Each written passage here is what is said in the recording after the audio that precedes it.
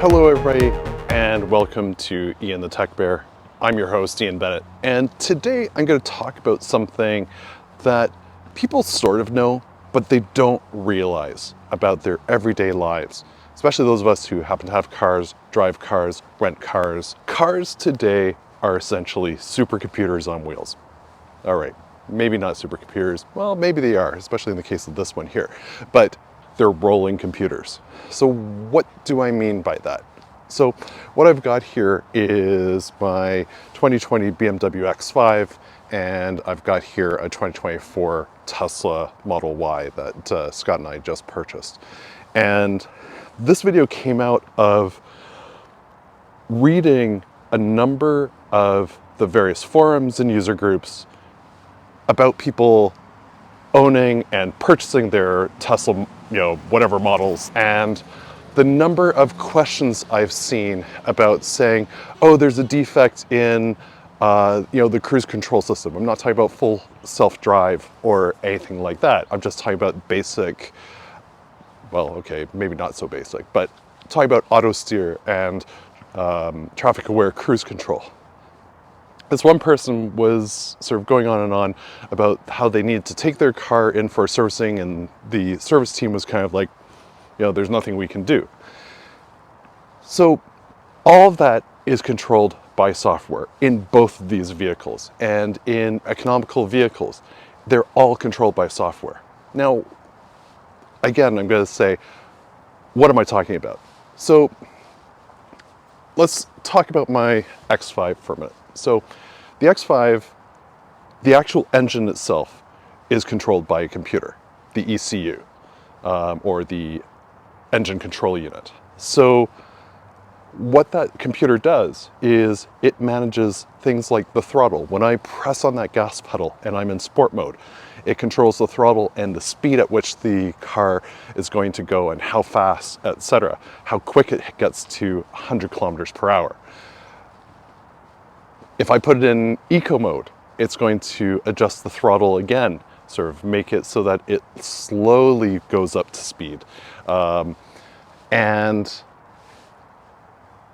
cars today need that. They have such advanced components in them, and timing is so important that they need a computer to manage the engine and things like that. Things such as your conditional based service. So for example, when I need an oil change, it's not necessarily on a specific schedule, 15,000 kilometers for this vehicle. It's based on how I've driven, how hard I've pushed the vehicle, etc. So there you go.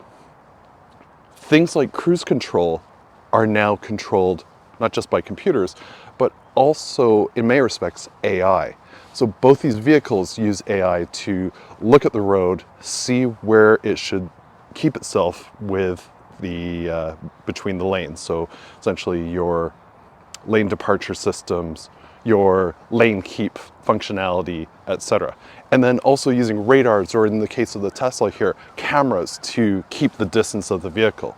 All that is handled by a computer. In fact, the Tesla itself has, if I recall correctly, it's a custom processor made by Tesla with NVIDIA that uses the cameras all around the system. This particular model is based on Tesla Vision. It doesn't have any radars, as I understand it. So using the camera system to see where it should be on the road, how far it should keep away from cars, and other functionalities such as the full service or full self-driving that this vehicle has. The X5 here has, to a certain degree, autonomous driving, and in stop and go traffic on major highways or motorways, it will actually self-drive. I can keep my hands off the wheel below 60 kilometers an hour, and it will actually follow the roads. It'll use sort of latch onto cars that are in front of you to help keep it in lane, plus also using the lane markers. So it's a really cool system, and I'm actually going to demonstrate that in a future video. This one here, the Tesla, very similar systems. This car is capable of traffic-aware cruise control, which is sort of very similar to your basic cruise control, keeping distance from car based on number of seconds rather than car lengths. And then it also has auto steer, which allows us to sort of follow the curves in the road. So very similar systems in both these vehicles. Tesla kind of kicks it up a little bit more with some of the functionality they have with their goal of full self-driving. This car actually has full self-driving. It's on this vehicle for 3 months, so I'm going to make some videos about that as well. What else is controlled by computers in these vehicles? Well, things such as, I mean, both of these have a cellular modem in them. So they're both LTE based, so they can actually connect up to BMW and Tesla and actually provide status details about the car. So for example, if I have a service issue with my Tesla, they're able to actually go into the car, pull a report, and see what is the Tesla actually reporting. Same with the BMW. It will actually call home and say, hey, you're due for an oil change, or you need this particular service. And I'll receive emails about what it needs, and then I can also then contact the service center and or the dealership and take it in, and they have all the details.